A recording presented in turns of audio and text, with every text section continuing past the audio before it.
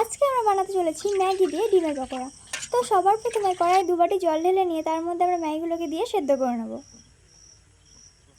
সেদ্ধ হয়ে গেলে সেগুলোকে নামিয়ে নিয়ে আমরা তার মধ্যে থাকা জলটাকে ঝরিয়ে নিচ্ছি। এরপর আমরা এর মধ্যে দেবো পেঁয়াজ কুচি, গাজর কুচি, আদা কুচি, লঙ্কা কুচি, রসুন কুচি আর একটা সেদ্ধ করে রাখা আলু। তারপর আমরা এর মধ্যে দেবো হলুদ গুঁড়ো, লঙ্কা গুঁড়ো, জিরে গুঁড়ো, লবণ, ম্যাগি মশলা আর বেসন।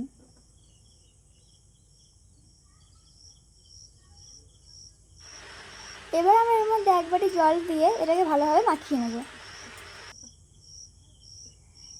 এবার আমরা কেটে রাখা ডিমের পিসগুলো কেটে দিয়ে কভার করে নিচ্ছি।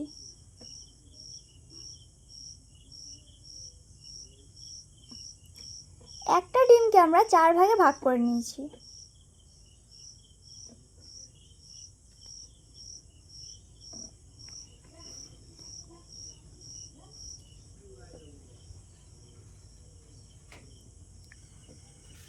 তো কভার করা হয়ে যাওয়ার পর আমরা এখন একটা কড়াইয়ের মধ্যে তেল দিয়ে তেলটাকে ভালোভাবে গরম করে নেব।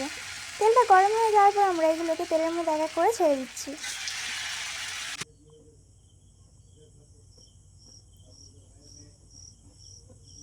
তো এগুলোকে ভালোভাবে লাল লাল করে ভেজে নিলেই আমাদের ম্যাগি দিয়ে ডিমের পকোড়া একদম রেডি।